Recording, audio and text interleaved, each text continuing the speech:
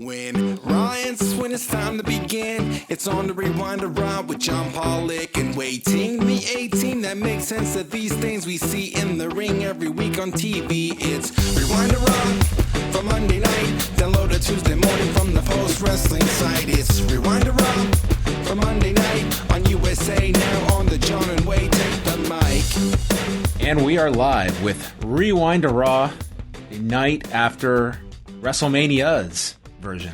How are you, Wai? WrestleMania? WrestleMania, yes. WrestleMania. I was wondering what I was doing with my life for 90% of the show tonight. You are taking notes for a wrestling podcast. That's what you're doing. No, Yeah. by the time I got that expository segment from Alexa Bliss, I really just contemplated running as hard as I could into a wall, seeing who would win. And seeing what came out of your head, if it was any black goop or... Yeah, turns out as long as I don't get hit with an RKO, I'd probably be fine. I could come back from anything. It's actually sending a horrible message. Well, I mean, despite what you might have thought about your life during the process, I imagine talking about it will be entertaining because there's a lot to talk about on this brand new show. Yeah, we're going to get into everything, so let's dive in. Lots to talk about. Big schedule this week. We are not... There are no days off here at Post Wrestling, and just some highlights that I want to alert people to. For Post Wrestling Cafe members this week, on Tuesday, we're dropping 2 of our shows from Post Podcast Day. We'll have the live Ask Away up on the Cafe podcast feed, as well as our Q&A that we did with ESPN's Ariel Helwani. So that can be all consumed on Tuesday. On Wednesday night, we're live with Dynamite for our Double Double Plus patrons. Thursday... Maybe this is what I need after tonight's Raw. It's the wellness policy at 3:00 Eastern. Maybe some nice maybe some yodeling you could incorporate into this week's particular. Maybe that would be soothing and thematic coming off of his win on Saturday. Yodeling. Well, I don't know how yodeling fits into any sort of wellness technique, but I'm sure it's calming. I'm sure that there's a science behind a certain calmness that comes with someone that... Think about the comfort level you would have if you were a yodeler that went on top of a mountain. That tells me someone that is very much in command of himself. If you want to jump on the show and speak at length about yodeling, you're more than welcome, John. But the last 30 seconds is why you co-host that show, and I listen to it. But that unfortunately will not be the topic this week. This week, me and Jordan Goodman will be talking about a very popular book called The Subtle Art of Not Giving a Fuck. No way. Yeah, you read it? Are you serious? No, I'm not. But, okay, so me and my sister are like, I guess, saw my world-famous Instagram post, and... She said, I'm going to outread you this year. And I laughed at her. I said, you won't come close. So it's like we just go back and forth now. And that's what she's reading right now. She's one book behind me. And she literally texted me the cover of that book at 4 p.m. today. So maybe she's like a closet listener and she's reading this in preparation for Thursday. I am not aware if she is a patron, but this might all be connected. She's probably on Amazon looking up a book about yodeling as we speak. Could be. Because that'll be...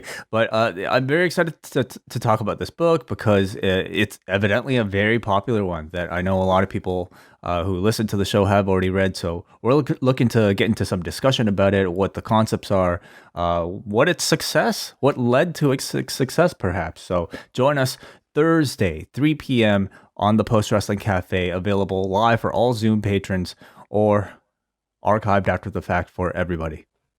We've got myself and WH on Friday with Post Pro Res, live Rewind to SmackDown. Wai, WH, and Nate Milton, they will be doing the remaining 2 MCU laters covering the Falcon and Winter Soldier. But the big show this week that I want a lot of people to be aware of is the British Wrestling Experience this Thursday. They're doing a pretty stacked show. It's going to be Martin Bushby, who is flying solo. Benno is off this week. He just did a grinding WrestleMania week schedule. The guy needs to have a bit of a R&R before he returns. But Martin will be joined by Member of Parliament Alex Davies Jones, who is part of this new report that the all-party parliamentary group on wrestling has put together, essentially taking what they've investigated from the whole speaking out movement and how to basically clean up the UK wrestling scene. And they have put out this report that they are going to discuss with Alex. And then also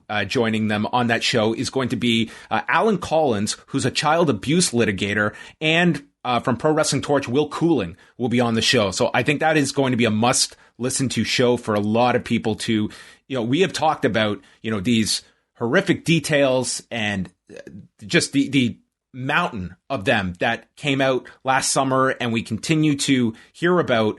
And this is something like this report, it's at least trying to introduce some actions, some real change that can occur. I have not studied the report yet, so I will be listening to this with great interest as well. But I would certainly recommend this Thursday on the British Wrestling Experience feed. Yeah, please subscribe to that show. They're constantly putting new material out there. So British Wrestling Experience, wherever you download your podcast. Also wanted to direct everybody's attention to the brand new night for Up Next, which is Tuesday evenings now with the move of NXT. It's a brand new jumping on point for NXT, and it's a great time to join our friends at the BDE as they cover it all. And of course, plenty of bonus coverage of WrestleMania week on their Patreon too. This Thursday, it's Up Next Mania, John. This is their big week. Oh, this is their WrestleMania week for sure. So Up Next Mania, I'll get all your information by following it at Up Next Podcast on Twitter.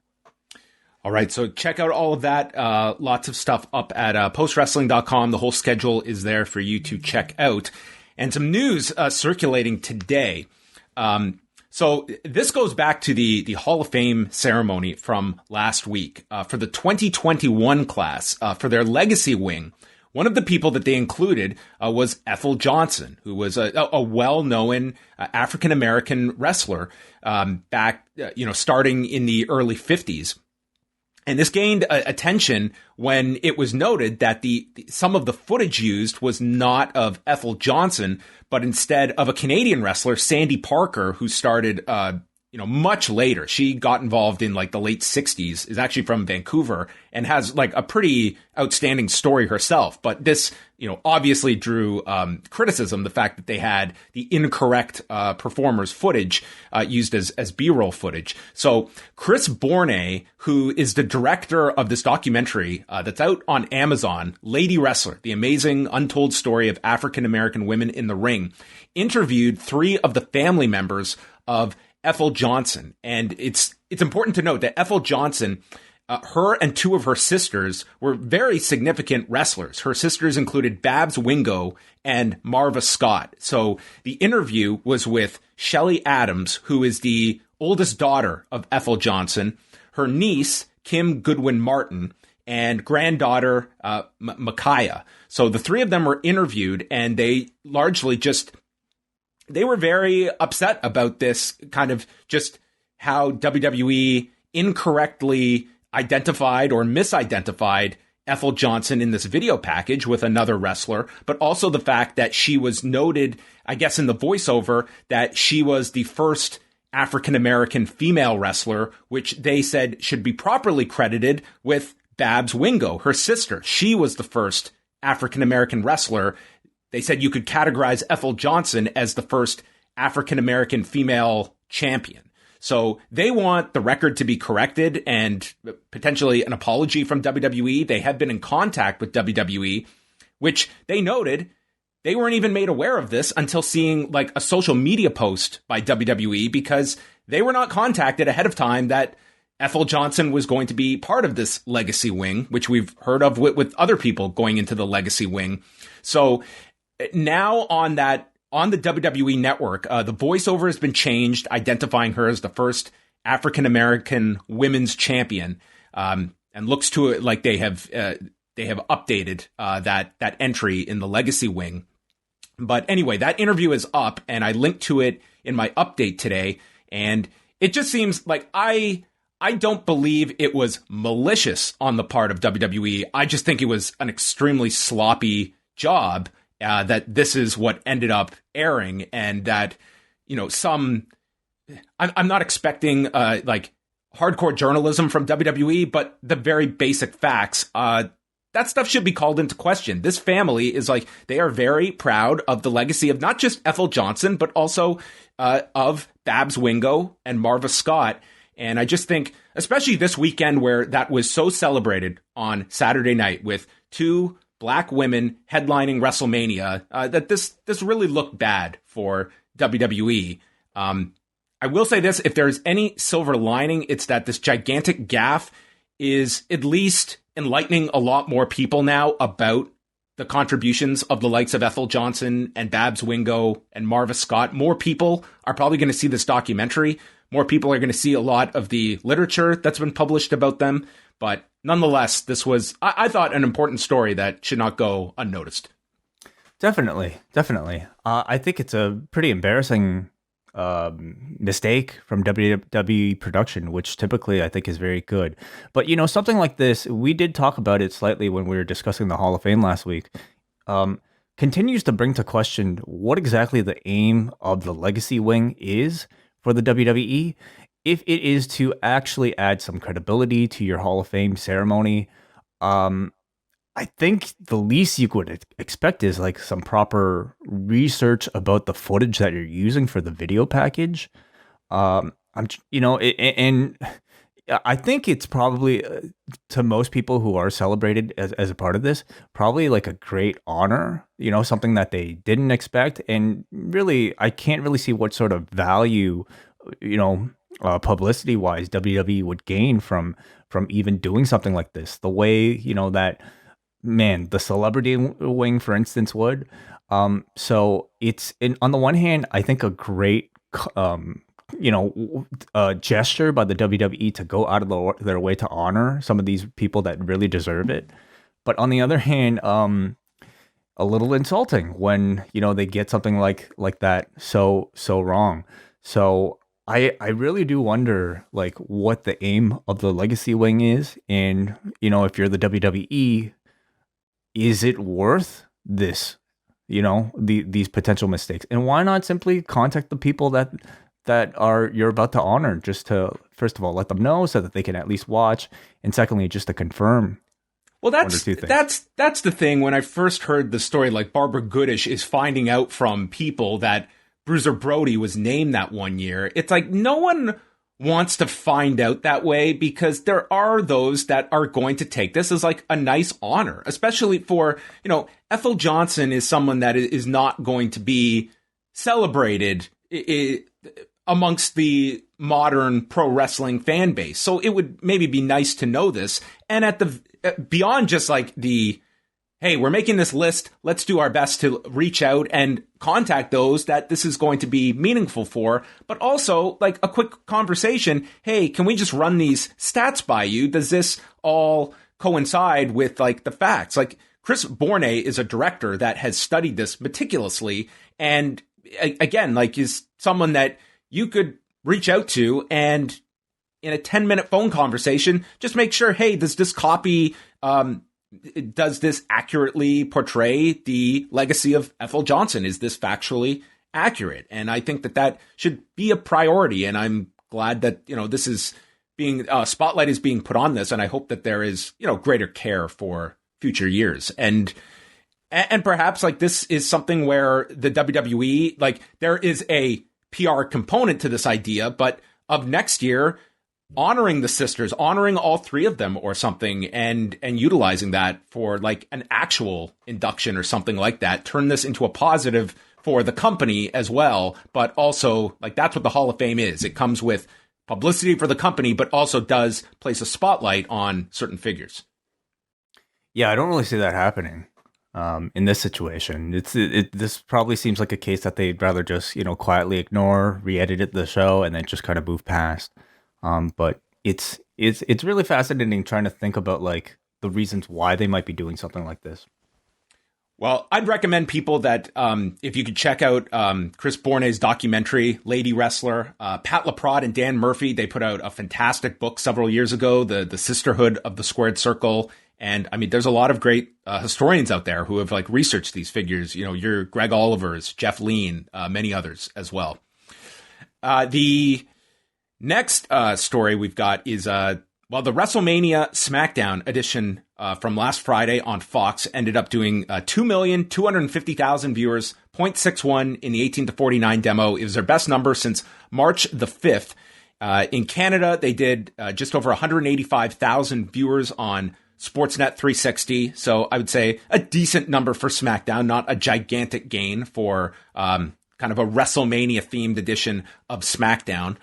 We will see if WrestleMania ... Backlash is able to gain that interest. Do we get WrestleMania Money in the Bank after? WrestleMania SummerSlam?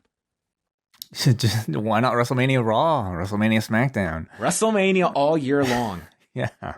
Until that brand just loses all its value completely. Oh my God. Ricochet, congratulations. You are now a WrestleMania main eventer. WrestleMania Backlash, yes. WrestleMania main event, yes. Exactly. NXT on Tuesday. They have not announced a whole lot for their debut on Tuesday other than an appearance by Raquel Gonzalez and Santos Escobar providing a open challenge for the Cruiserweight Championship. I wanted to talk a little bit about the Chris Jericho interview on Broken Skull Sessions. We had run pretty late last night. Did you want to talk about that now or? Yeah. Let's chat about it now. So what did you think about the format overall? It was a 2+ hour interview. AEW was definitely addressed. How deep did you think they went in regards to the AEW topic that many were going to be watching for? You know, deeper than I thought. You know, they pretty much kind of started off the bat talking about how this came to be. I think, you know, for the first time hearing the letters AEW addressed on a WWE product, or at least on the WWE network, that to me was still an element of surprise because we know throughout the years they've been able to freely mention Impact. They work with Impact and gathering footage now. ROH, same thing. These are things that have passed the barrier. But now a modern, quote unquote competitor in AEW, would they feel the same way?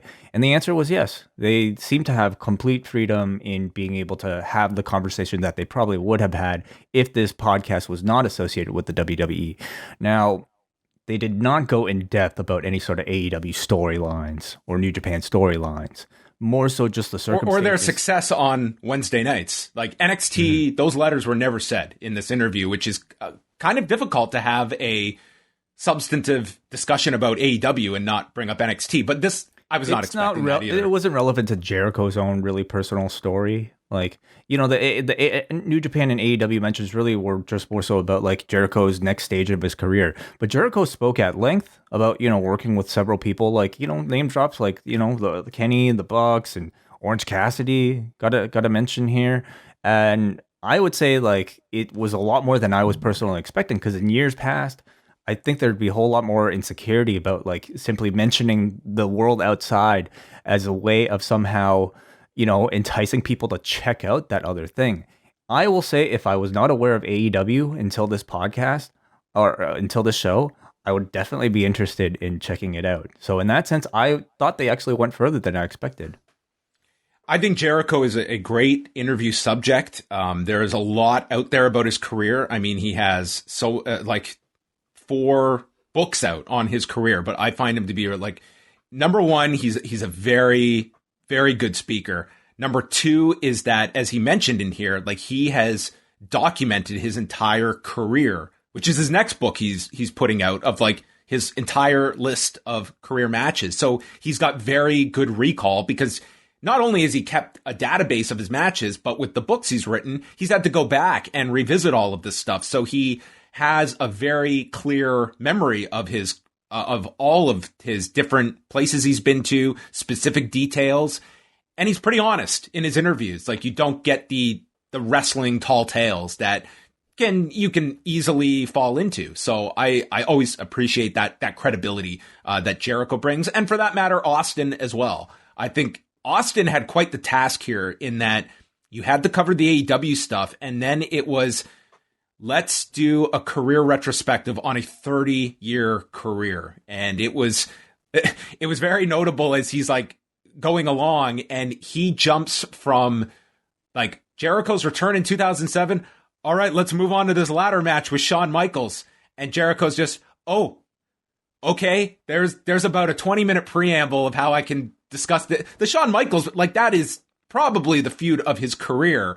And it was like, there's a lot to digest here. And you had a pretty engaged subject that was willing to go deep into all of these subjects. But I mean, still, you got 2+ hours here. So I thought that they covered a lot of ground, pretty succinctly as well. Like, the amount that was covered here. I found it interesting because this was a story I don't think I had ever heard of before. And that was when he gets like the Phantom title win in 2000 over Hunter on Raw, and then it's taken back and erased, was where Jericho was so, he talks about having a Sunday night heat match where he loses to Viscera right before this.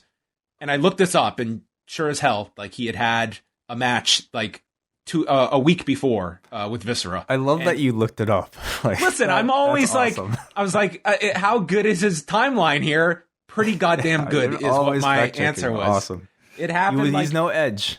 April 5th of 2000, and he does this thing on like April 17th. It's amazing. What day of the week was it, though? It was a Tuesday, Sunday night heat taping. Wow, amazing.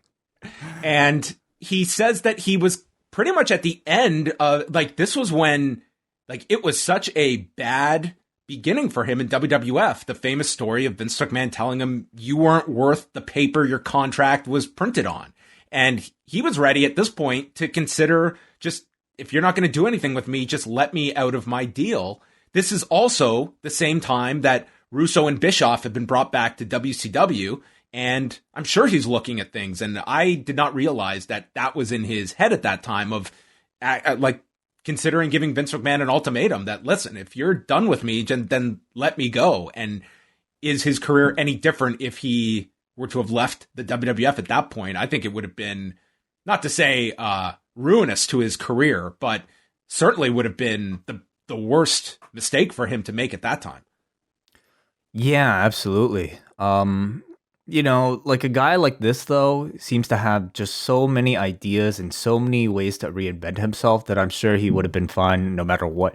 That's something that really came across to me throughout the interview, was just when you look at his 30-year career and the amount of, like, you know, chameleon-like character changes that he's had throughout. This is a man who's pretty fearless and pretty confident in himself when it comes to creativity, knowing that, you know, no matter what happens, I could leave this company and I could still be in a good spot. You can give me a shitty character and you can give me no TV time or any TV time on WCW and I can still make the best of it. He's somebody who is incredibly confident, and of course he would have reason to be. Look at the tremendous amount of successes that he's had throughout every stage of his career. I really enjoyed the conversation, even beyond just the AEW New Japan stuff, which I'm sure everybody was most curious about. Just having like a nice kind of, you know, slice or a highlight package of like the Chris Jericho career. And I think Steve Austin continues to be my favorite wrestler interviewer. He is tremendous at navigating throughout the conversation. Of course, the subjects have great rapport with him. And I really like the format on these Broken Skull sessions where they have, like, they basically play a clip and then they kind of do some play-by-play on top of it. It's a great use of the library for a library WWE Network product. It's probably the best, like, WWE Network production that they've come up with. And it's also one of the most simple. It's a very easy... You have your subject, you're in a studio, and it just takes like a very good producer to mine those clips. And hopefully you have a subject that sees the visual and has instant recall. And I think the fact that they have introduced alcohol probably doesn't hurt either. Probably not. No, I think that should be a requisite, really, for any podcast. Well, it seems to have become that on this, between bourbon and or whiskey and vodka.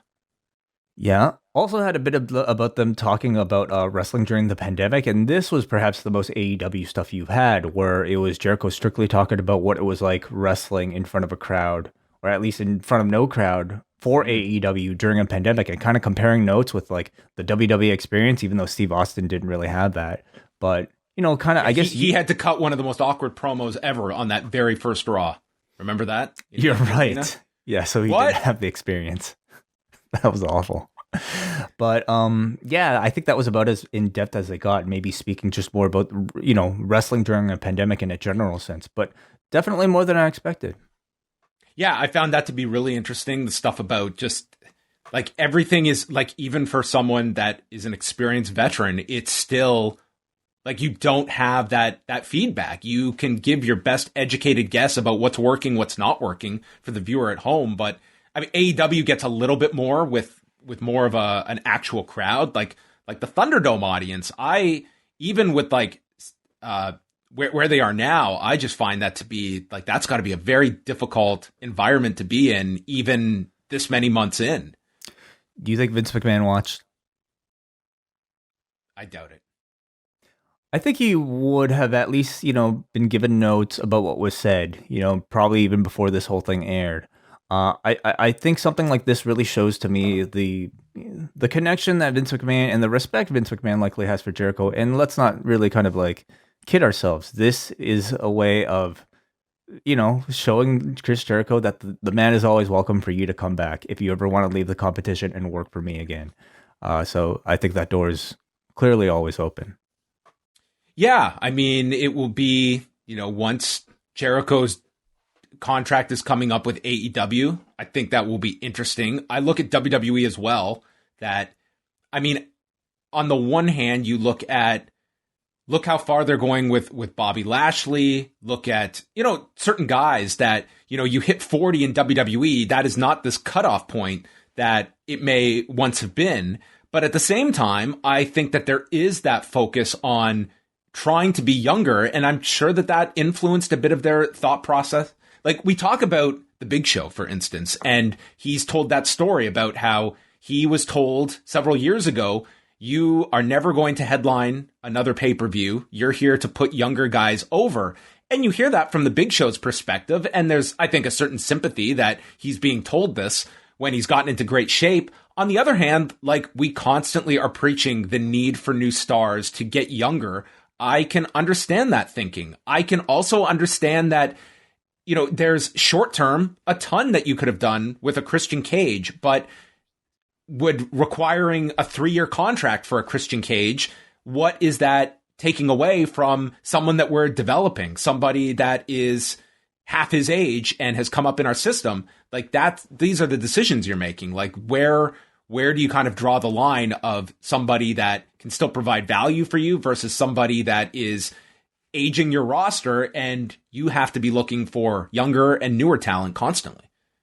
Certain guys certainly pass that threshold of either superstardom or, just having a look that doesn't really remind you of their age. And I can certainly say I think if Christian was as big of a star as Edge was maybe in the past, or if he was as big as Bobby Lashley, maybe that conversation would have been very different. Yeah. Well, Edge and Christian is the perfect comparison because with one they committed to and with the other, I mean, it doesn't appear they went as aggressively after. So anyway, that's up on the WWE Network. An interesting interview, and I think that you would enjoy it. I think, a lot of the Austin shows have been pretty good stuff. Mm-hmm. But that will take us to Raw. What a transition. And off the top, I guess one of the more, the headline story today was the confirmation by WWE of Wrestling Inc.'s report over the weekend that Adnan Virk is going to be the new lead announcer on Raw. The press release stated that Virk would be starting tonight with the new 3-man team consisting of Corey Graves and Byron Saxton with Adnan Virk. Tom Phillips will now be calling 205 Live and overseeing other projects related to Peacock and the Performance Center while maintaining his role as senior manager of on-air talent, and stating that Samoa Joe is still a member of the active roster, whatever that means. And I guess we will find out now what this means for the SmackDown broadcast team. If Graves is coming over to Raw, who fills that seat? I would also be curious, like with Joe, like the options are returning to the ring. And if it's a broadcast role, we just saw him all over NXT last week. I mean, is that possible? I'm sure anything is possible right now. Could they be playing musical chairs and you see, Wade Barrett or Beth Phoenix showing up on SmackDown? I think all of those are possibilities. So I guess it will be very interesting, the broadcast teams that we see this week from WWE. Yeah. Overall, how would you assess night one for Adnan Virk? I didn't think it was very good. I don't really know what my expectations were going into this. Knowing that he is a wrestling fan, but didn't necessarily have any wrestling play-by-play experience that we know of, I don't think my expectations were too high. But I think at the very least, I was expecting a bit more than what we had. To me, he sounded like a guy who was very new to calling a pro wrestling match. He was certainly missing that bravado and energy in his voice that I think we've come to expect from our pro wrestling announcers. To me, he sounded like a pretty, generic TV anchor trying to adapt maybe his typical baseball or whatever sport he usually calls a call to pro wrestling. And pro wrestling is a very different beast. I think that he definitely had his struggles on the show, some of which were pointed out. I think that ultimately, I don't, give a passing or failing grade based on night one, where I think he was thrown into what I would say of all the shows, of all the broadcast positions, this is the ultimate pressure cooker on Raw. And that's going to be, to me, the test is going to be 6 months from now, how he either adjusts and just assimilates to this position, or someone that, I just look at it that if you are someone that has a lot of broadcasting experience, this is unlike any other job you have had before. It is something that it takes a special personality to be able to be in that seat, especially on Raw, and to deal with the producing that comes with this job, not to mention the WWE speak that you have to have. And he did not have that tonight. And learning all of these characters that I'm sure he's been doing a crash course on. And the moves, dude. Let's not even forget that in the end, you have to call a pro wrestling match. And the guy does seem like he's a fan, but how deep is his knowledge? Is it up to the standard that we've come to expect from our pro wrestling announcers these days? I will say I also don't expect him to, gain that pro wrestling voice on that first night. But I also don't think he's going to gain it a month into this either. I think it'll take a long time for him to when you there. say pro wrestling voice, are you comparing it to a Jim Ross, Mauro Ranallo, dramatic? Because I'm looking at the WWE template, I think is much I think Michael Cole has it. Right. Okay. I think Michael Cole is great at that wrestling kind of booming. What about Tom Phillips? Tom Phillips, is that? I think Phillips is better than what we had tonight. So. I think so too. He was, had been doing this a lot more. Again, I don't want to be too harsh on night one, but definitely this was number one. This was a big edition of Raw. It's one of the biggest, if not the biggest, of the year. And I think that you sense that he was really thrown out here, and it was, he was thrown into the deep end tonight. And I think the audience could see that. And I think if it with enough time and he could get there, I just hate the idea of somebody learning on the job on your multi-million-dollar show that, really I think many people still consider to be your flagship show. Wouldn't it have been better to build this guy up from NXT? Is that not what the function of that show is still, to serve as developmental for your announcers before calling him up to Raw?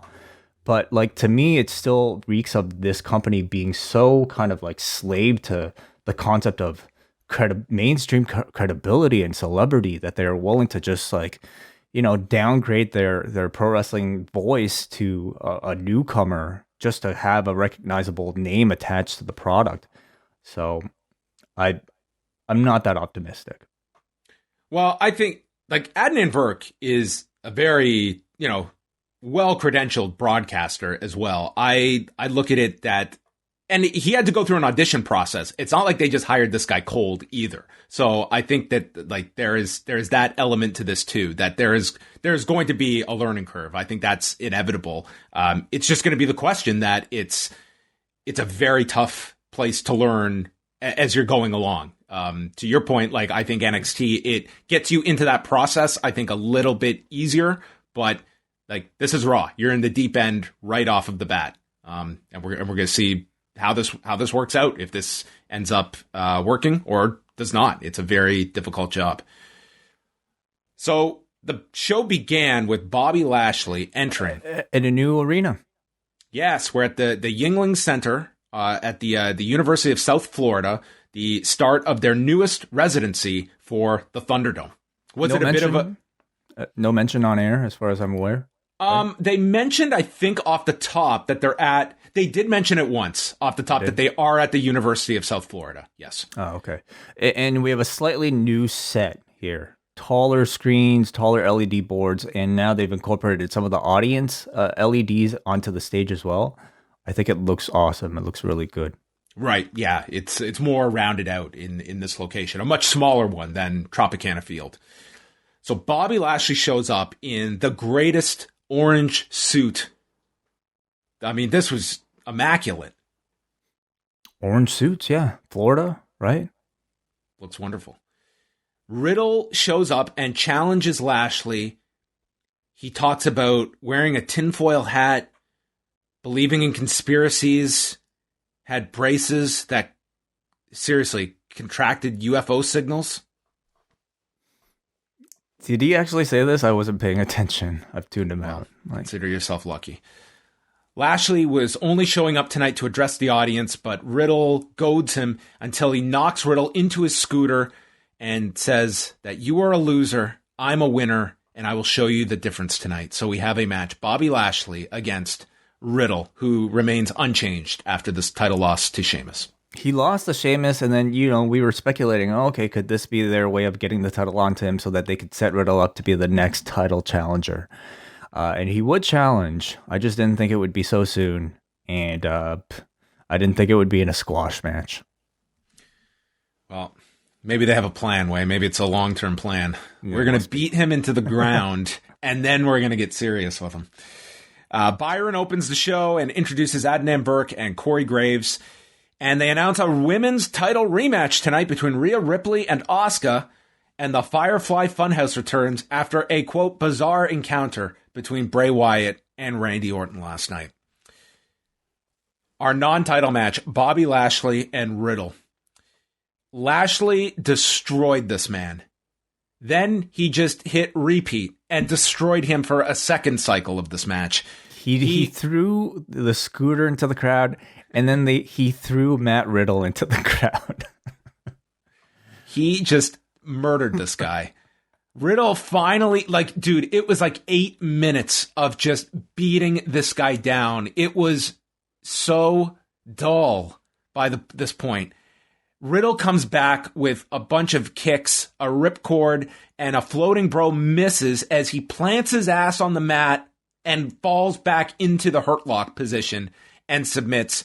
Byron Saxton summarized this, that he is just thankful this match is over. I co-sign. Yeah, so I really don't know what they think of Matt Riddle, because they give him so much TV time, and yet in the matches he's very competitive. He still wins, but man, then he gets booked into a squash like this. So I don't exactly have a great read on how they think of him, except for the fact that Vince definitely probably finds him really funny. So maybe we continue to get more of that and less of the competitor. But for me, it was really just a match to, for me to get a sense of the new commentary team. Kevin Patrick interviewed Rhea Ripley, and she is confident in herself to defend this title tonight. She calls Asuka one of the best champions ever, and they witnessed the brutal new order of the women's division last night. The brutal new order. Oh, okay. Yes. The BNO. Can't wait. I can't wait for the shirt. Yeah, BNO doesn't have a great ring to it, I have to say. Would you want a show dripped in BNO? No, it sounds like something I would not want to contract during a pandemic. Cedric Alexander and Shelton Benjamin are alive, and that did not last long because they were fodder for the returning Viking Raiders. Ivar, who has been out for 7 months after neck surgery, is back, and his last match where he suffered the injury, was an 8-man tag against the Hurt Business. Oh, okay, interesting. That was not mentioned here. Yeah, that's too bad. Wow. But anyway, Eric and Ivar double-teamed Alexander for a period. Then they chop-block the knee. They work over Eric. Builds up to the tag for Ivar, who hits a seated senton out of the corner. Cartwheel, double clothesline, and then the Viking Experience is hit onto Cedric Alexander. 5 minutes, 41 seconds as the Viking Raiders / Viking Express won the match. So they are back. Are they the Viking Express? You mean the Viking Experience? They were called the Viking Express, but it's the Viking Raiders. Oh, they were called the Viking Express. Where did that come from? Well, maybe, I don't know. The prehistoric Midnights, the Express came from somewhere, the Vikings. Okay. Yeah. I found this to be a pretty, generic return. I mean, they seem to be in the crowd went nuts for them, dude. Oh, yes, of course. Oh, the monitors were just going haywire.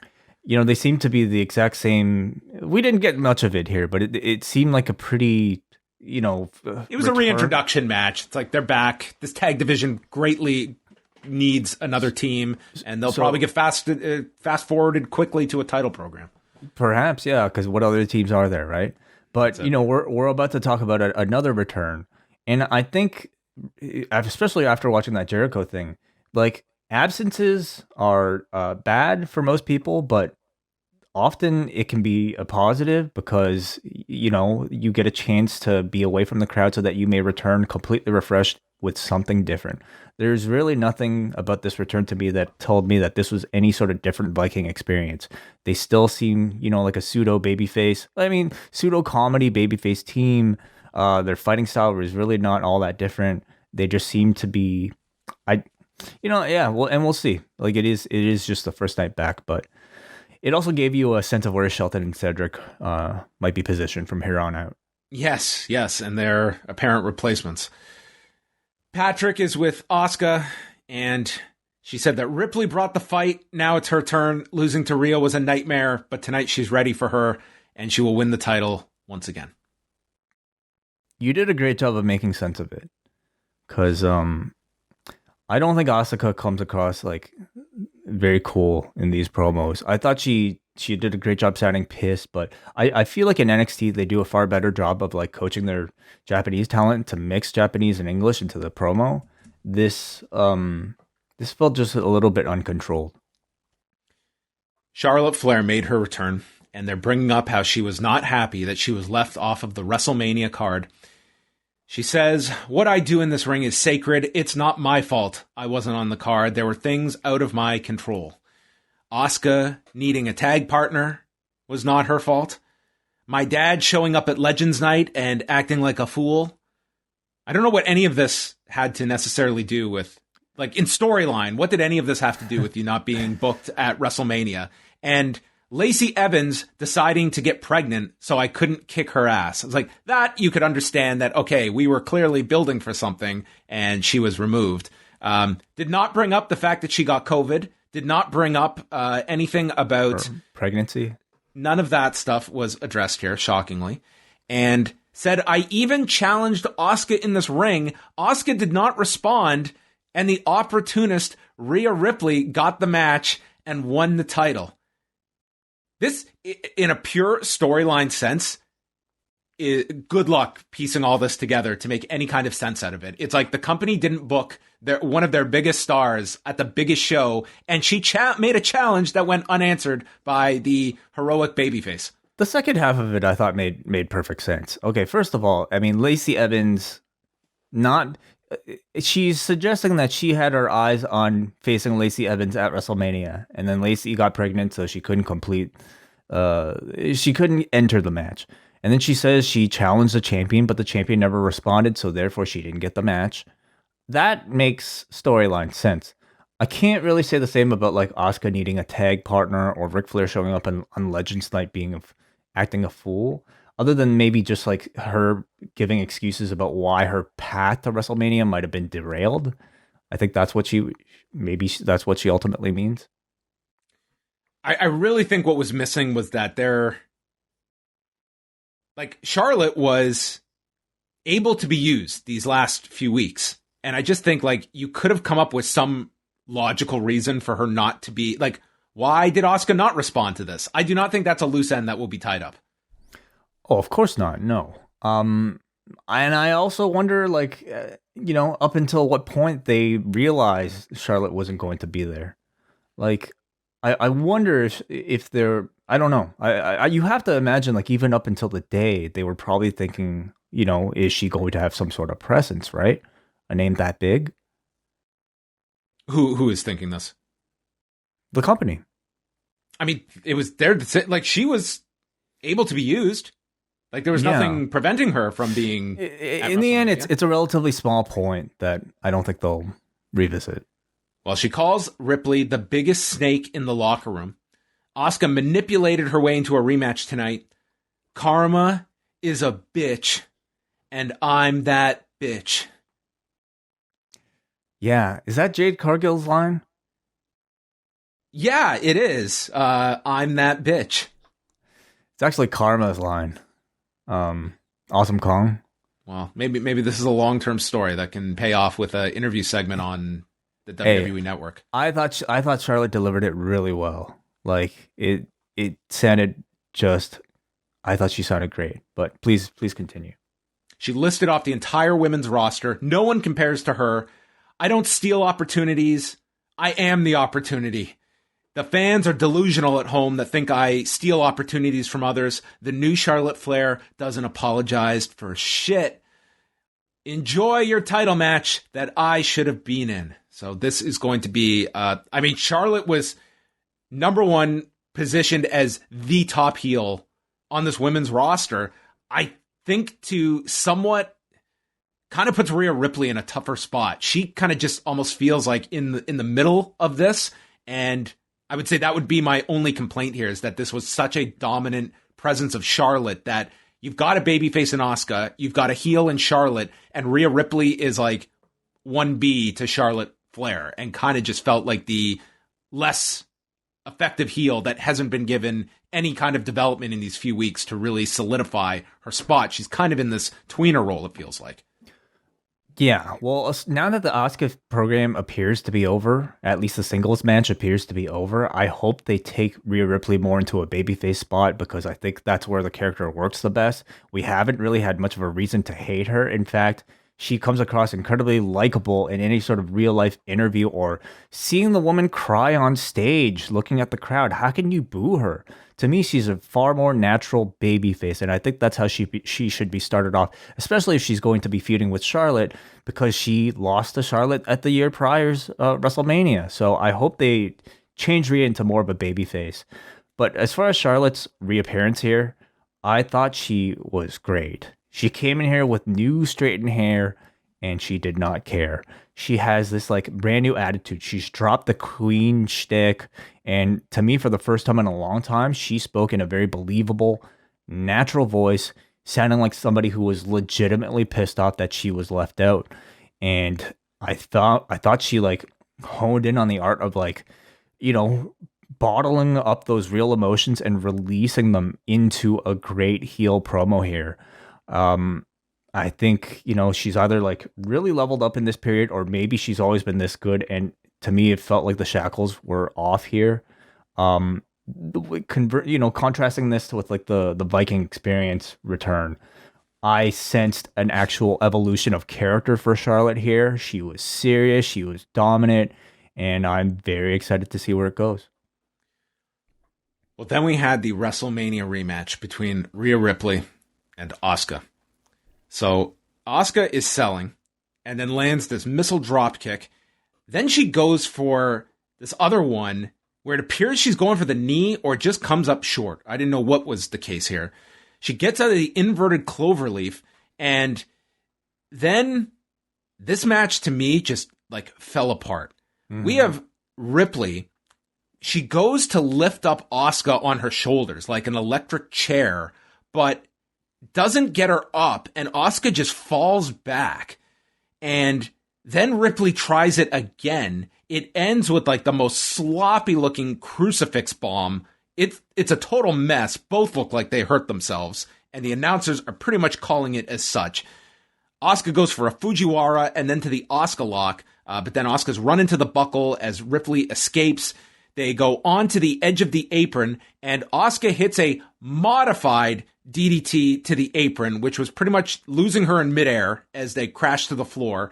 And then Charlotte returns, attacking both women, and it's thrown out in 10 minutes and 52 seconds.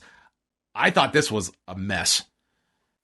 I was actually really enjoying it for the first portion. You know, I had more energy for this tonight than I did last night in the semi-main spot.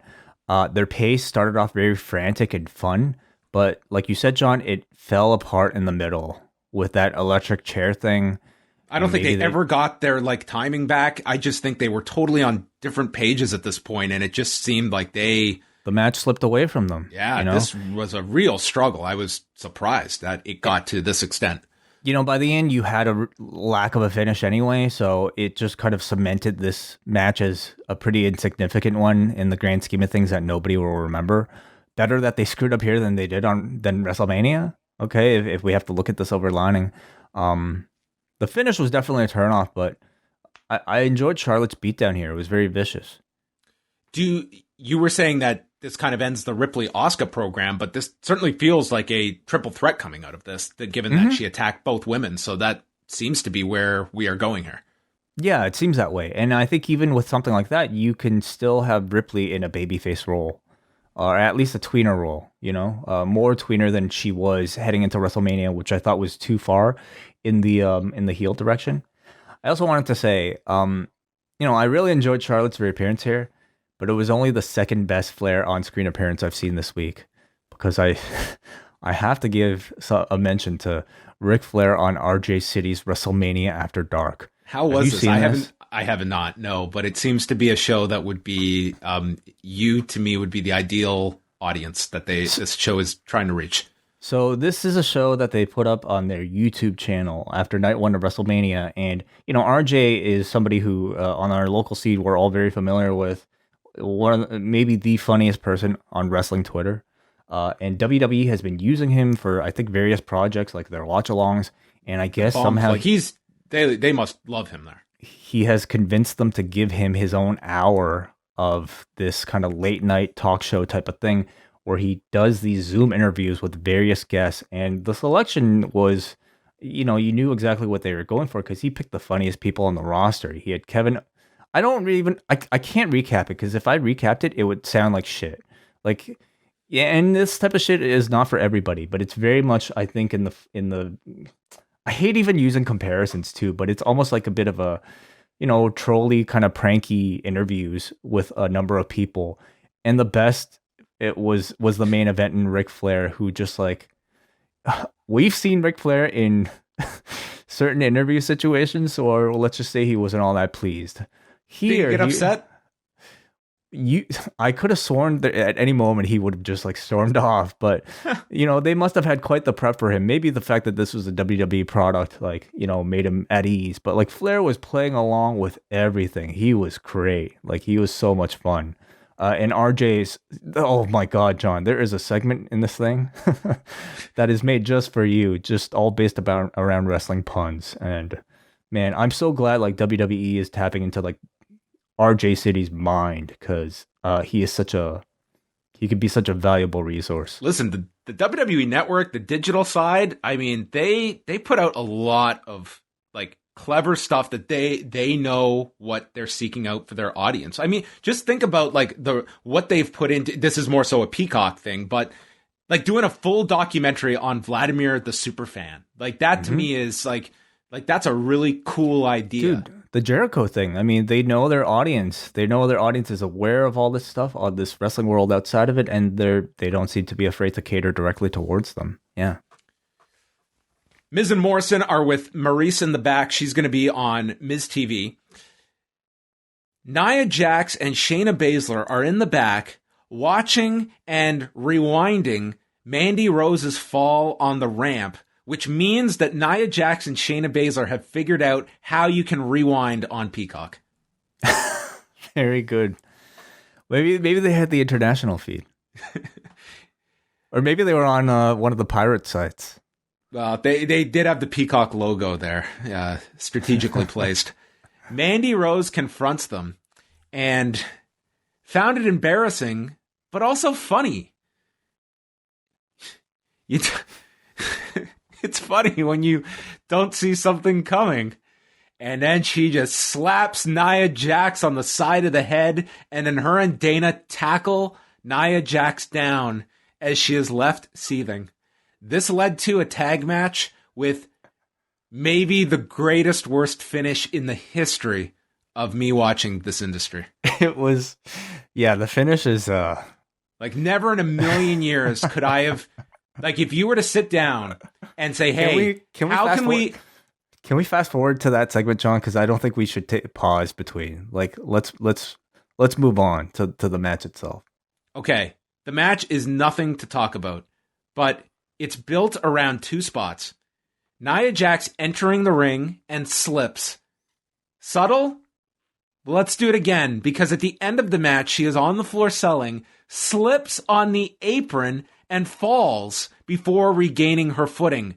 This is so stunning to Mandy Rose and Dana Brooke that they leave. They leave the ring area reacting to this stumble. Dana Brooke told Mandy about 500 times for us to hear, it's not worth it. It's not worth it. The announcers have to sell that Nia Jax slipping is more valuable than any win would represent. We have matches every week. We have matches every single night on television. But people slipping only happens once every so often. And I was just waiting for Underworld to start playing to end this segment. Dude, this might have been the most perplexing finish to a match I've literally ever seen. And I've seen it all. I've lived through The Fiend. You just saw Fiend versus Orton last night, so that's quite the statement. They're like, not even like, oh, she's hurt. It was, we don't want a part of this match now. We're done. We're like, check please. We're out of here. I think the idea was that were they scared of Nia? Like what she was going to do now that she was embarrassed? Like, was that it? Because that's how it came across to me. But she started the match slipping. Yeah. It didn't turn out to be so bad. Well, she slipped twice now, and this time was a bigger fall. So, listen, let's rewind a little. I thought the concept of using the botch of Mandy Rose slipping to get to this backstage segment, I thought that was really smart. And I love the way Mandy, did that. Like, whether or not it was intentional, it was some form of bad acting that kind of actually worked here, because she was just trying to, fake Nia out before slapping her. And I love the idea of the person getting bullied, slapping the bully directly in the face and then challenging them to a match. I thought, this was brilliant. What a great way of owning a botch. Yes, I love someone standing up to a bully. It was the perfect setup for that finish. Well, exactly. So I was like, great. This makes Mandy look awesome. Like, she's standing up to the bully. She owns the botch. And it's taking a relatively newsworthy event and turning a storyline out of it. This is brilliant. I know what the finish of the match is going to be. Babyface is going over, right? Then they do this where the fucking bully slips and the babyfaces retreat. Like, the heroes just leave the ring, and I have no explanation. It's not worth it. Like, it came across to me like they were cowardly and too scared to face this bully who's now been embarrassed. And I just thought, like, what? You guys just, like, you were so, you had it and then just, like, lit it on fire. Like, are they that afraid of pinning somebody that they just had to do this of all finishes? Like, the exact setup of the match, as you outlined, she slapped her upside the head. But this was too far. This was too far. We have set her off by watching the apron embarrass her on live television. The same woman that was embarrassed yelling "my hole" on television. And it's not like Nia's lost plenty of times to Lana. This was a non-title match. She could have taken the pinfall. Like, you have the babyfaces cheat if you need to. Grab the tights if you need to. Anything but what they did here, which is make the babyfaces look cowardly by retreating off of a slope. I'm just more perplexed. I just want to know how this idea was hatched. How you even get to this. What's the suggestion? Who comes up with this? I have no idea. Logically, I just don't even know how this enters the thought process of an actual finish, much less the green light. And yes, perfect. That's what we're going for. Someday we're going to get the Mandy Rose, Dana Brooke shoot interview on Broken Skull Sessions, or they'll detail exactly what was going on here. We got to WrestleMania on Saturday, and the Tag Team Turmoil match was the second match. And you know what they say about the second match. It was time for us to get out of the territory. It'll be at the end of a 30-year career for either of these two. We'll look back at it and we'll just laugh. They'll come back. They'll do some shots with Steve and let loose. Anyway, so going back here to where in God's name were we? Oh, Alexa's playground. The hits just keep coming. Okay. She says she's on her playground set. WrestleMania was so much fun. And then the words, that would be my downfall tonight, Way. Maybe this little story will explain. There was a little girl that was lost until she was rescued by the darkness. It protected and nurtured her and taught her everything it knew. But then the darkness went away. Just listen to the rhythm of my heart. Is that when the little girl realized she never needed the darkness after all? How do you think it made her feel when she realized she could do everything on her own? Was the darkness helping? Or was the darkness standing in her way? Why else would she use what she learned to destroy the darkness? Question. Is the female species the deadliest? We may never know, but what we do know is that along the way, I unlocked something truly evil. Meet my new friend, Lily. I was out, dude. It's like, Way, we've had a good run. I was just, Jesus. I'm just like, there is no turning back at this point. This is where you and I say, Way, literally, we're either committed to this for like the rest of our fucking lives, or this is the end point. Like, where are we on this journey? Lily. That, I swear to Christ, we are going to get Lily versus one of the puppets promoted for a pay-per-view. I'm too far in at this point, John. Like, I mean, that turning point in the road was like probably somewhere, you know, when Rey Mysterio's eye got ripped out. It was way back then. So if ever there was a segment that needed a live shot, it was this segment on Adnan Virk. Absolutely. That will tell the tale.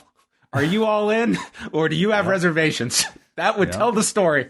Yeah, this is not ESPN anymore. Coming up on the MLB Network, we're going to be joined by Lily for call the seventh inning. Oh, fuck. So you see a match like The Fiend versus Randy Orton last night, and the only explanation for a finish like that is that it is meant to be some sort of big cliffhanger for you to tune into next night on to Raw the next night for some big explanation that explains just completely bewildering conclusion like we had last night. This was that explanation. Alexa has now realized she no longer needs the Fiend. The power is now coming from within her, so we get clarification that she meant to distract the Fiend to allow Randy to win, and in her opinion, destroy the Fiend, even though the Fiend just kind of reappeared later on in the show. So did the black goo represent the darkness that is within her? Yeah, it's just sprouting from within her now. Because that came from Randy. Randy has the darkness. We also have a mysterious clone that is unaccounted for. The Randy clone? Yeah, what happened to him? Well, I think that was just a conjuring of a visual of an image. I think that was just a mirage. This whole angle has been a mirage, Way. I think Adnan Virk will explain it better next week. But God, like, this to me actually seemed to spell the end of this program. And as we'll go on to talk about it, I thought this would be like, okay, so I guess Alexa is moving now to a feud with the Fiend. That is not the case. Instead of one Fiend program, we now have two concurrent Fiend programs, one in the women's division, one in the men's division. So rather than getting no Fiend, you're going to get twice the Fiend on this show. So, God, like, I just can't imagine, after the months of build and knowing the criticism that this character has faced in the past, that they went with that finish and this explanation to wrap that whole thing out. Like, there's no way, even if you explained this shit last night, there's no way that this would have been better received in front of a live crowd. But at the very least, I think I would have. We were all expecting a somewhat more batshit crazy, spectacular, satisfying match before getting to any of this B-level horror movie bullshit.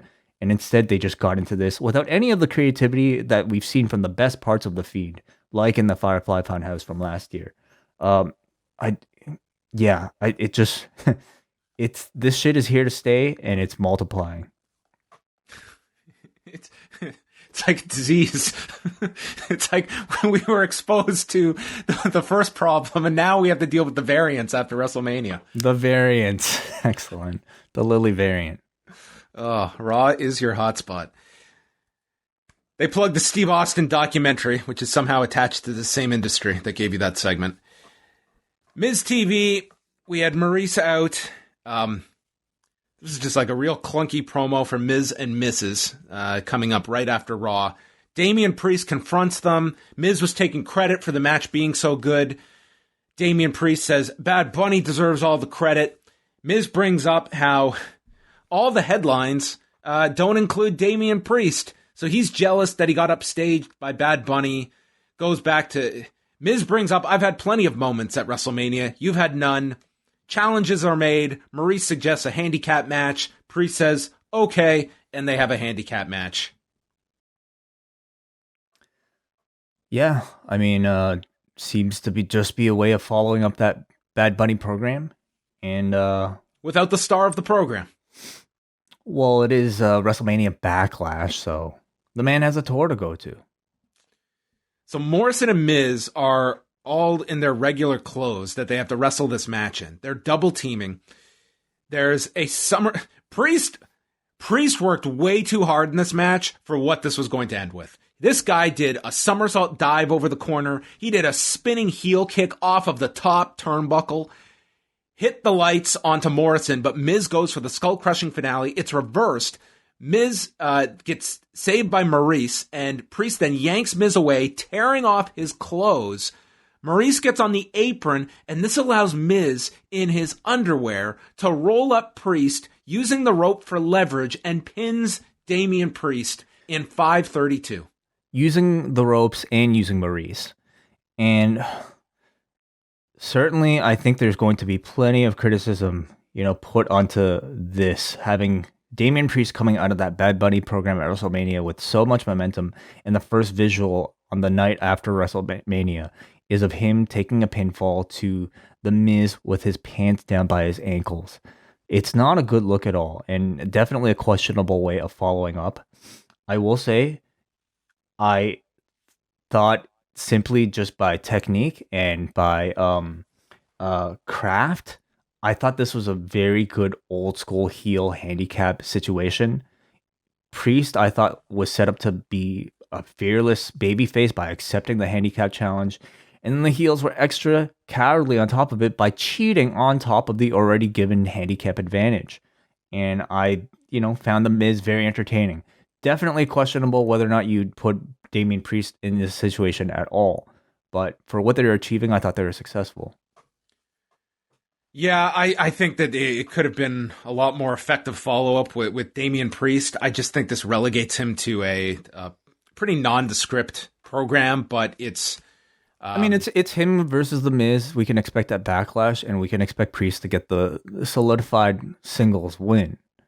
So at the end of that, I think for a WrestleMania rematch show, this is the natural program to go to. Miz... So they didn't quite, his pants didn't get pulled off of him. So he was struggling like hell with these things. And then he trips on the ramp and like brings Maurice down with him. It was just a comedy of errors here at the end. I think that was intentional. Don't you think? Well, then bravo. Great. I find him really funny. And again, questionable whether or not you would put Damian Priest in this situation right away. But I think The Miz is extremely talented and very good in this mid-card comedy spot. Not with the world title, not even with the Money in the Bank, but in this mid-card comedy role, I think he's great. And I think Maurice was great here. It's going to be a program that it gets its time on Raw. And I think ultimately with Damian Priest, you hope that he benefits. I am not so sure that coming out of Mania that he really got a whole lot. I don't think the promo was wrong, that it was more so Bad Bunny was the star of this thing, and I don't know if any of that trickles over to Damian Priest. And watching this finish, that to me just kind of confirmed that for me. But I mean, this was just the way to set up the match, though. And the ultimate finish of the feud you can expect, if we hope, is Damian Priest actually getting that value by beating The Miz single-handedly. Not just beating The Miz, but maybe beating all three of them. Who's the third? Well, Maurice. He's going to beat Maurice? Well, I mean, he's going to win the feud over the three of them. Okay. Then we had... okay, right. So we had the tag match that we already went over. So we'll try and make sense of that at a later date. MVP's out. He calls Drew McIntyre a warrior, a dominant champion, but he took his eye off the target. It's okay to be number 2 when Lashley's number 1. When the Hurt Lock is applied, it's over. And he explains how Drew passed out due to the pain and that Drew can't handle the pressure of the Hurt Lock. So Drew comes out. He's upset. He said that WrestleMania would either have come down to the Claymore, the Hurt Lock, or who made the first mistake. And he did. He got distracted by MVP. But I have no excuses. This was almost like the third hour, right? This segment. This was the start of the third hour. It's a little surprising that they waited this long to set up the main event. Yeah. A pretty big main event, I thought. Well, had we not had people just interrupting one another, what would have been the main event on this show? It's a good thing everyone was like right there ready to go with music. So Drew is confronting MVP when Braun Strowman comes out, and Braun is telling Drew that he's got to get to the back of the line. Randy Orton comes out stating that he's done with the Fiend and Bliss. No more mind games. I want to be champion again. I'm moving on.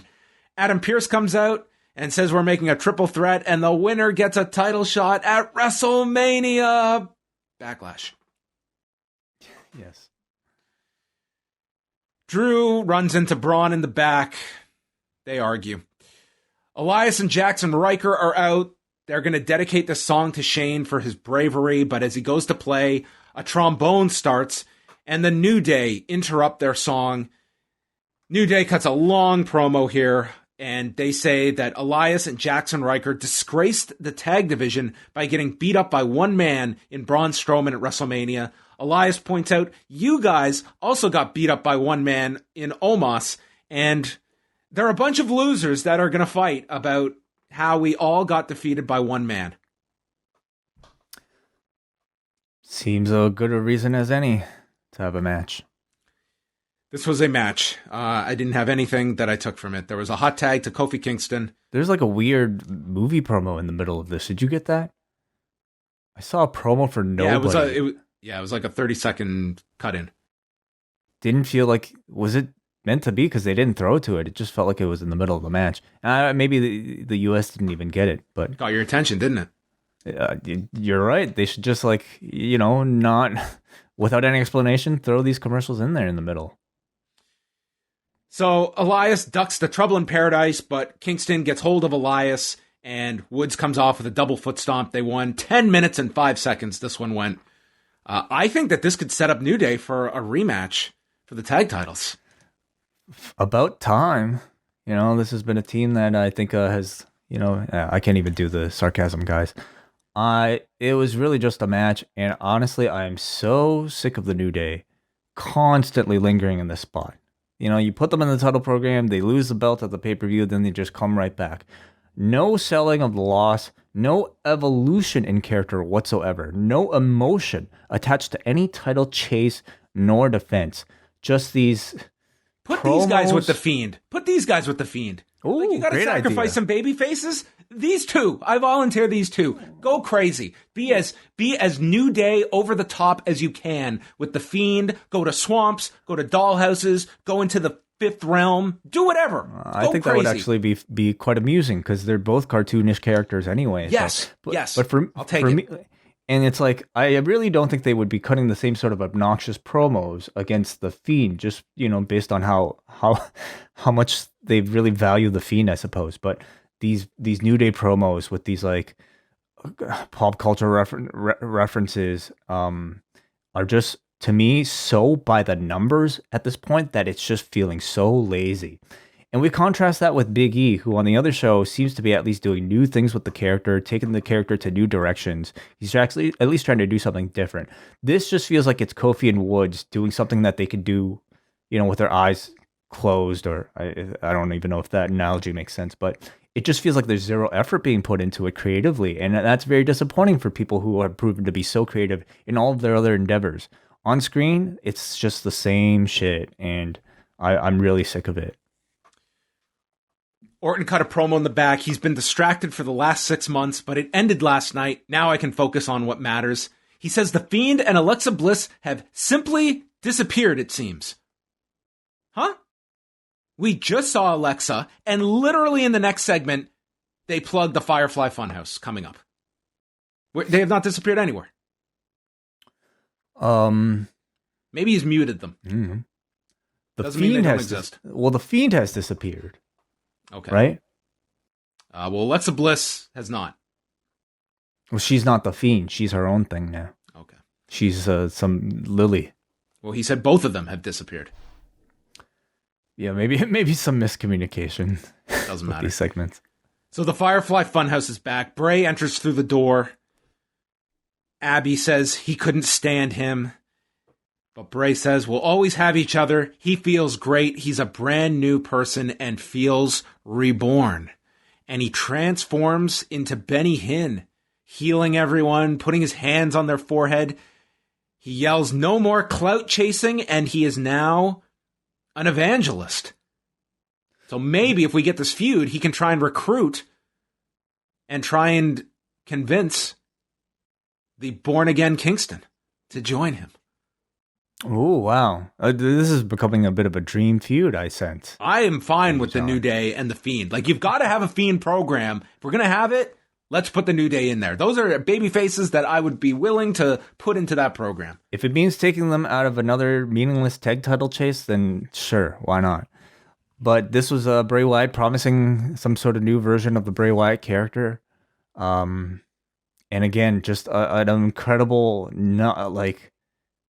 fucking batshit crazy non-finish to this terrible Orton program. Like, I wonder if this guy's been watching some Kearney Thomas for inspiration for this new character. I wonder, yeah, sure. Don't we have enough cult leaders in pro wrestling? Well, you don't have the religious angle.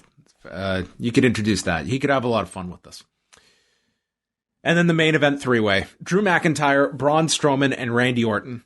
This is where, unfortunately, Virk referred to Drew as the Celtic Warrior, and Graves had to correct him that is the Scottish Warrior. We have multiple warriors here. Right. So Sheamus is a Celtic Warrior. Is Drew also known as the Scottish Warrior? They have two warriors? Yes, we had Graves clarified. This is the Scottish Warrior, not to be confused with the Celtic Warrior. And then we could have thrown into a package where we have our Warrior Award winners. Right. Okay. And the Viking, I guess those aren't warriors, right? No, they are not warriors. Right. They have not reached that status yet. So the three-way, it went 11 minutes. Strowman did his express, but ran right into steps. Just doesn't apparently have brakes on this express. Orton suplexed Drew onto the desk. They go through the commercial. Strowman hits an avalanche to Randy, then misses in the corner going for Drew. And Drew goes for a reverse neck breaker, but he didn't get hold of the neck. Instead, he grabbed Braun's beard, and Braun took like a back bump from his beard being pulled. And this was just too blatant that Corey Graves, dude, this guy doesn't let shit go. It's like, I'm going to be the fact checker here, and God bless him. And this looked utterly ridiculous as Braun took the beard bump. Braun then attacks Drew with steps. He drills Orton with them. Then he gets caught with a draping DDT. Orton sets up for the RKO, hits it to Braun, but as he goes for the pin, Drew stops it with a Claymore, pinning Randy at 11:16, and Drew is going to WrestleMania. I was seriously thinking, please have a WrestleMania Backlash sign to point to. That would have been, I would have given this show a thumbs up. I would have forgiven them for the last 2 hours and 59 minutes. I think a WrestleMania Backlash sign should just be like the word Backlash written on cardboard taped to the WrestleMania sign. Just have the WrestleMania sign and then just have like a brackets below, like it's Backlash, stuck onto it. MVP walks out, and this leads to T-Bar and Mace. Same gimmick, same masks, jumping Drew from behind, laying him out with their double team chokeslam, and then with the two of them posed on the stage, with MVP smiling, Corey Graves asks the question, did MVP have something to do with this? Find out next week if this was a plan. I don't know. It might have been T-Bar and Mace going rogue, but what it did confirm is that the breakup of Retribution didn't do wonders for Mustafa Ali. Nope. Did not get the call. Well, I mean, the big question I think on my mind is, what about Slapjack? You know what? What's going on with Slapjack? I think that he's going to be hanging out with Jinder. That might be in Mojo Rawley. I think would have rebranded Retribution slightly. You know, I would have ditched the masks here, but I guess they like this look.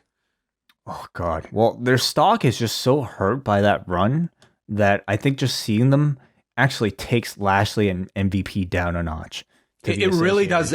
It also makes like the Hurt Business like a much goofier element with them. Like, I think you could have ditched the masks and at least tried to give a bit of a refresh to these two, start them off new. The suits, that's what the Hurt Business is, right? Very serious. Very, like, there was no bullshit about the Hurt Business. And I think that was a big part of the appeal. And this really does add more. So, like, it makes it more of a cartoon to me, the group, with these two attached to it. Well, I'm definitely curious to see how MVP will treat it, because I think we could trust that he will do everything in his power and his ability to make sense and try to add some credibility to this Retribution duo. If any of more of them join up, I mean, shit, like, I want to see how MVP will do to a Slapjack to make Slapjack intimidating. But hey, overall, this was a really interesting show, and I can say there was no point in the show where I got bored, because there's always something to talk about. Something, whether it be good or whether it was batshit crazy. It was like certainly a enjoyable show to talk about. I thought it was a fairly bad show tonight. Throwing out the fact that this is one of the big shows of the year to launch a whole bunch of different programs and stuff to lean on. I just thought that, like, there was a lot of whacked out stuff on this show. A lot of stuff. I was just totally puzzled that this was an extension of what we watched the last two nights. There was a freshness to the show that I enjoyed. I mean, you know, have even mixed results, I think, with the commentary, but, you know, even having something new to present the whole thing to us, having a bit of a new set made things feel different. I really like Charlotte's promo. Despite what you might think of the booking, I thought Miz and Maurice and Morrison did a good job. Relatively logical booking for Drew and Lashley, but the booking, I think, is going to be the talk of this show. Even like 90% of what they did with Nia and Mandy, I thought was solid up until the completely perplexing finish. You now have two Fiends with two, I'm sure, equally confusing, ridiculous angles. And what else we got here? Matt Riddle. Riddle's doing nothing. He's just kind of floundering. We had no Sheamus on the show, no AJ and Omos. So those are kind of up in the air where those two champions are going. You also have, coming out of Mania, like it's a heavy emphasis. Like Bianca Belair is the exception, but of heel champions across the board. So it's going to be very imperative to build up your baby faces, and that has been a challenge, a real challenge for this company, and more so on Raw. Like I think SmackDown has a lot of interesting pieces to play with coming out of WrestleMania. And they had the two main events.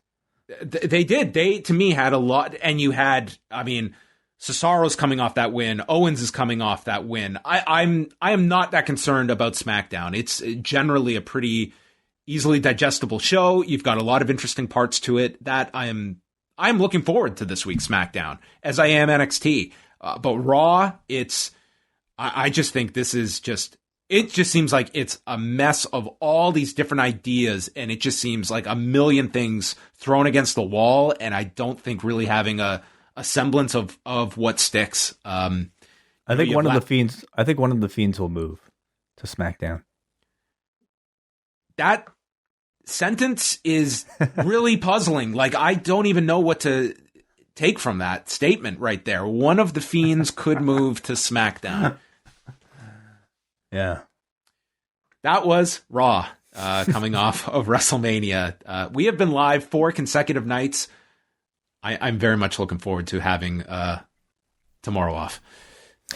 Well, let's wrap it up with some of your thoughts from forum.postwrestling.com. We go to our patrons' thoughts every single week here on Rewind to Raw. And if you're a double ice cap or espresso patron, you get to listen to these shows live immediately after Raw itself. So thank you to all of our supporters at postwrestlingcafe.com. Tonight's poll, out of 10, Raw gets a 4.12. Paul from New Jersey starts it off. I enjoyed Mania overall and was hoping to get a decent Raw. Charlotte was out there long, but I thought the promo was effective. I'm glad Charlotte can leave all the nonsense behind. The Alexa Bliss explanation made little to no sense, so par for the course. The show was just slogging along until the slip. I didn't think... Is that what this is going to be known as? The slip? What, like the Mandy Instead of the Rose blip, this is the slip. This finish will forever be known as the slip. Yes. I didn't think Mandy and Dana could look any dumber, but I stand corrected. A dud of a show with an awful commentator debut. I cannot fathom what WWE was thinking with the show tonight. Oh well, it's just wrestling. Hope all is well. We got a Nick from Boston who says, for a Raw after Mania, this show, man, I didn't even realize, you mentioning that this was the Raw after Mania, like somehow being any sort of significant event is, I think, a real thing of the past now. I didn't even have that anticipation. But even at its like more like kind of drilled down version in a Thunderdome setting, it's still the launch off period for a lot of people. You're coming off the biggest show of the year. What are the stories that are continuing? What are the new angles? What are, a couple of returns that you got tonight? Not a heavy amount. It's like you've got the interest, and you've also got your fan base that is this year, I think, coming off a pretty well-received set of WrestleMania shows that you had an engaged audience. Do you think they have only hit 2 million viewers once this year? Does tonight's show hit 2 million viewers? I don't think so. I think, you're going to see a bit of a bump, but I personally think people still associate the 3 hours of Raw with something that they probably don't really want to experience for the most part. SmackDown might be a different story because I think that will have the more interesting story. Main events, of course, but will the momentum have died down by then? We shall see. Nick continues. The show didn't have much substance. I thought Charlotte's promo was a highlight, and she's always been at her absolute best as an arrogant heel. I'm all for it. Her distraction leads to a great triple threat between herself, Asuka, and Ripley at Backlash. As for Retribution getting involved, why not just completely repackage them as Dio Madden and Dijakovic? It would be far more impactful to see them completely shed the silly gear and come out as a fresh new threat. And he talks about Adnan Virk. I certainly think he brings more of a real sports feel to the broadcast, but at times he sounded very much at odds with the world of sports entertainment. Hopefully he has time to get acclimated, and I actually thought Graves and Saxton did a good job of pulling him through the rougher moments. Will be a steep learning curve. Brian, not that remarkable of a Raw after Mania, but in the Thunderdome, I don't think it was ever going to be. My favorite part of the night was Charlotte's return and promo, which was exactly what it needed to be. Nice to see the Viking Raiders back, and they seem to be very happy Vikings. T-Bar and Mace becoming hired goons for the Hurt Business could be something and a way to be thrust into the main events, while I worry Mustafa Ali might be joining the others on main event. Just thinking about that leaves me kind of relieved not to see any post-WrestleMania call-ups yet.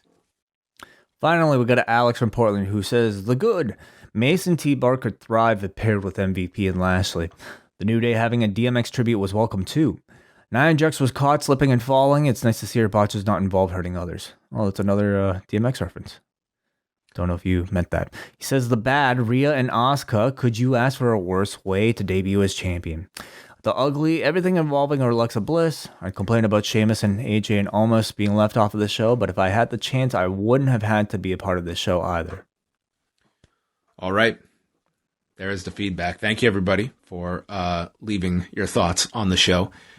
That is going to wrap it up. As I mentioned, this is our fourth straight night being live. Our WrestleMania post shows are up there, as well as youtube.com/postwrestling if you want to go back and hear all of our thoughts on 2 nights of WrestleMania. All of the shows can be found at postwrestling.com. We'll be dropping the bonus shows from Post Podcast Day for members of the Cafe on Tuesday. And then we'll do it all again. Wednesday night, 10:15 Eastern. Finally got the night to ourselves on Wednesday. Oh, Braden I'm and Davey excited. are on now. Tuesday nights up next, so tune into that as NXT moves back 24 hours. Yes. Thank you, everybody, for all of your feedback over the past week. It was a fun WrestleMania week. And with that, we will say goodbye. Thank you for listening to Rewind a Raw.